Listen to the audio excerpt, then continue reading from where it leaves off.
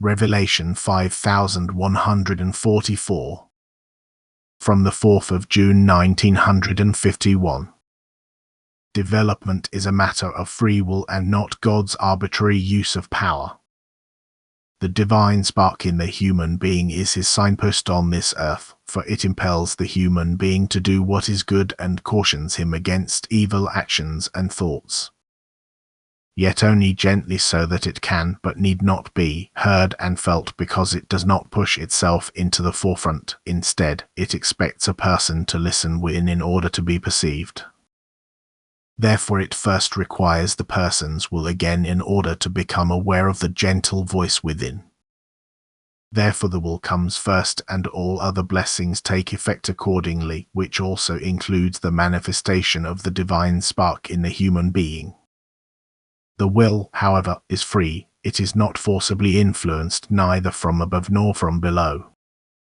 Neither God nor his adversary determine the resolve of a person, yet according to his free will they exert their influence. This needs to be particularly mentioned because it entirely changes the eternal deity's image, which is love in itself, when it is taught that the direction of will is determined by God, when it is taught that the human being cannot use his will freely but that the direction of this will depends on God's grace and mercy. The fact that the human being is offered the opportunity to test his will and to prove his God-inclined will at all is definitely an act of divine grace and mercy, yet of what use would the human being's life on earth be if his will were curtailed and his development on earth were entirely God's work, that is, if its success or failure were determined by him?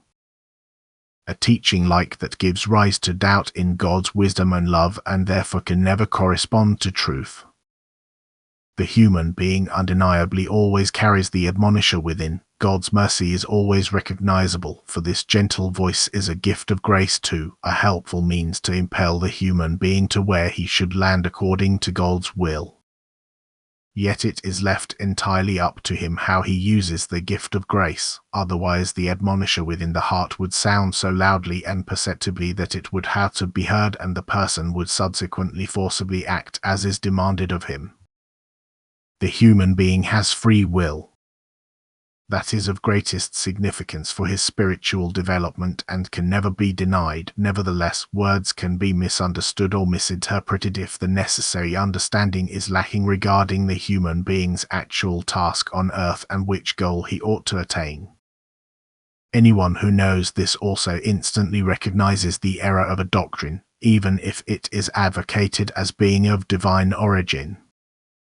God's love and wisdom must always be emphasized. Everything must demonstrate God's love and wisdom, and where this can be doubted, the divine origin is missing from a teaching, for God, who wants to be loved, does not present himself such that he must be feared. A God who courts his living creation's love in order to make them eternally happy with his love will not present himself as a God of wrath and tyranny and nip all love for him in the bud. Try to find the right meaning and don't judge according to the letter, for the letter kills but the Spirit gives life. But where the Spirit of God is at work, all veils are lifted, and every person filled by God's Spirit will also understand his word. Amen.